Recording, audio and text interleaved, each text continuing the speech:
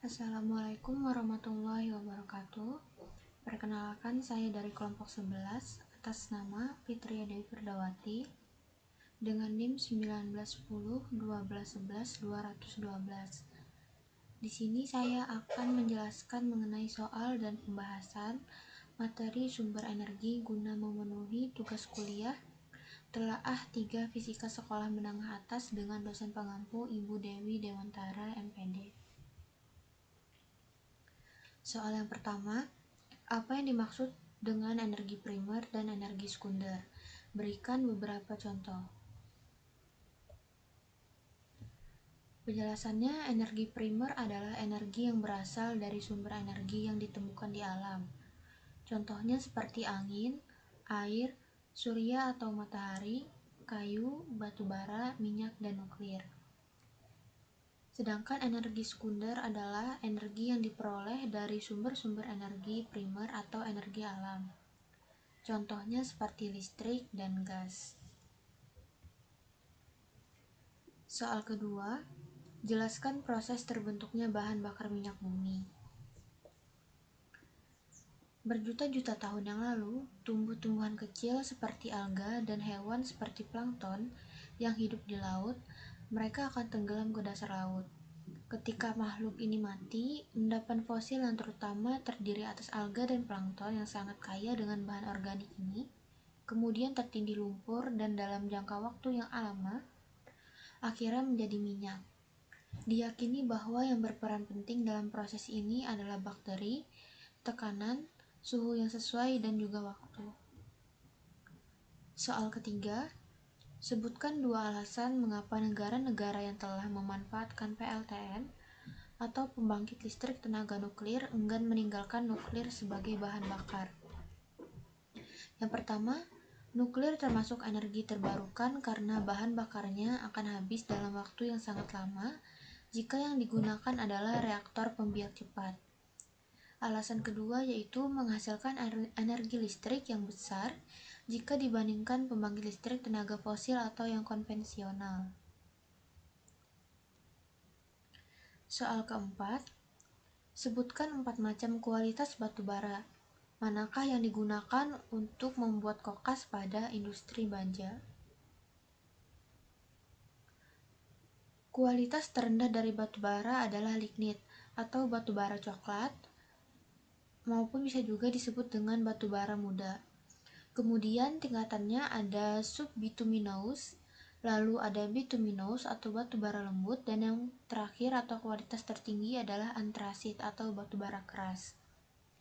Bituminous merupakan batu bara dengan kandungan karbon tertambat 45 sampai 86% dan nilai kalori 5.850 sampai 5.860 kilokalori per kilogram. Batu bara ini terutama dijadikan pembuatan kokas pada industri baja. Soal kelima, dengan bantuan gambar skema, jelaskan prinsip kerja konversi energi. Seperti pada gambar yang terlihat, energi matahari yang berasal dari reaksi fisi nuklir yang terjadi di dalam inti matahari. Lalu matahari akan memancarkan radiasi berupa sinar matahari yang kemudian diserap oleh tumbuhan untuk membantu terjadinya proses fotosintesis. Tumbuhan yang telah berfotosintesis ini akan merubah radiasi matahari tadi menjadi energi kimia. Kemudian tumbuhan ini kemudian akan dimakan oleh manusia dan terjadi proses pembakaran kimia di dalam perut yang menghasilkan energi yang dapat digunakan untuk mengayuh sepeda, di mana di dalam proses kimia di tubuh manusia ini terjadi perubahan dari energi kimia menjadi energi mekanik sehingga kita dapat mengayuh sepeda.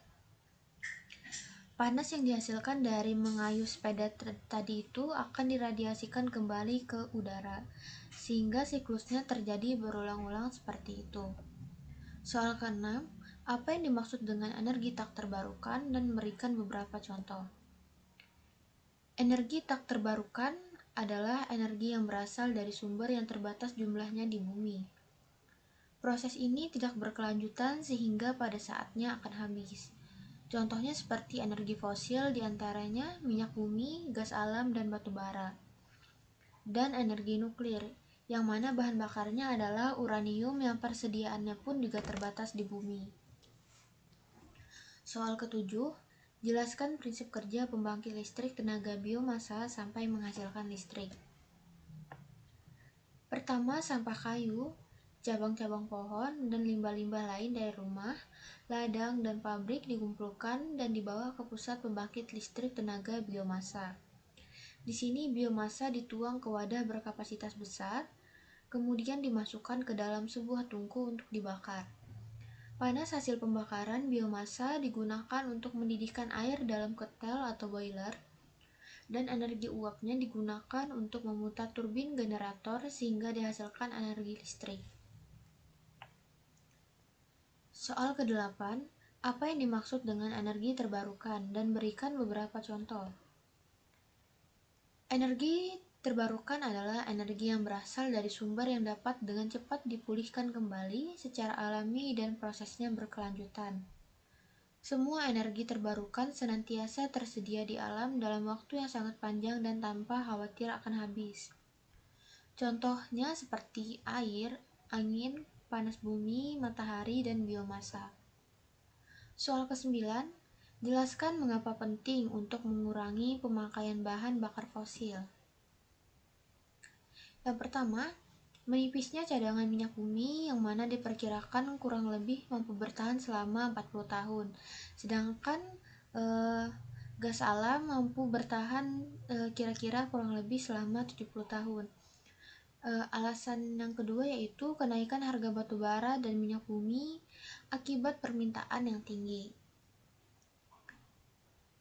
Kemudian alasan berikutnya polusi gas rumah kaca terutama yang diakibatkan oleh karbon dioksida atau CO2 akibat pembakaran bahan bakar fosil. Soal ke-10 atau yang terakhir, bagaimana solusi mengatasi keterbatasan sumber energi? Yang pertama, berpindah ke sumber daya terbarukan, di mana manusia sebelumnya lebih mengutamakan menggunakan bahan bakar yang berasal dari fosil ataupun dari minyak bumi, maka sebaiknya berpindah ke sumber daya yang terbarukan seperti menggunakan energi matahari maupun energi air. Kemudian kedua, melakukan audit energi. Audit energi ini merupakan mengidentifikasi suatu daerah di mana menentukan daerah tersebut paling cocok menggunakan energi apa sehingga mampu menghemat sumber energi dan juga menghemat biaya yang dikeluarkan oleh tiap orang.